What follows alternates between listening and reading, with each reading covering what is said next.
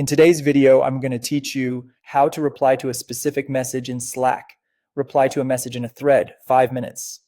Responding in a thread keeps conversations organized, prevents channel clutter, and makes it easy for teammates to follow context. Let's walk through it clearly so you can do this confidently every time. First, log into Slack on your desktop app or in a web browser. Make sure you're in the right workspace and channel where the conversation is happening. If you're catching up, scroll to the message you want to address so your reply lands exactly where it belongs. Now, hover your mouse over that specific message. As you hover, a small toolbar appears just to the right of the message. This toolbar is your quick action area for that message, and it only shows up when you're pointing at it, which helps keep the interface clean. Next, click the reply in thread icon in that mini toolbar. It looks like a speech bubble and opens the dedicated thread for that message.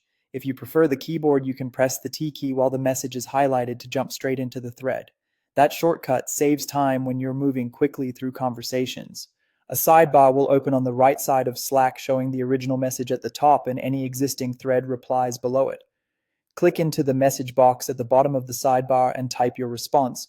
Keep it clear and directly related to the original message to maintain a tidy thread history. You can add light formatting for clarity, mention teammates with the @ symbol if they need to see it, and paste links or short snippets as needed. If you need line breaks while typing, use Shift+Enter so you can format your thoughts before sending. Below the message box, you'll see an option to also post your reply to the main channel. Check this box if your update is important for everyone in the channel to see, like a decision, a deadline, or a summary others shouldn't miss. Leave it unchecked for routine follow-ups that belong in the thread to avoid spamming the channel. When your reply is ready, press send. You can click the send button or press enter to post it. Your message will appear in the thread, and if you chose to also post it to the channel, a preview will show up in the main conversation with a link back to the thread.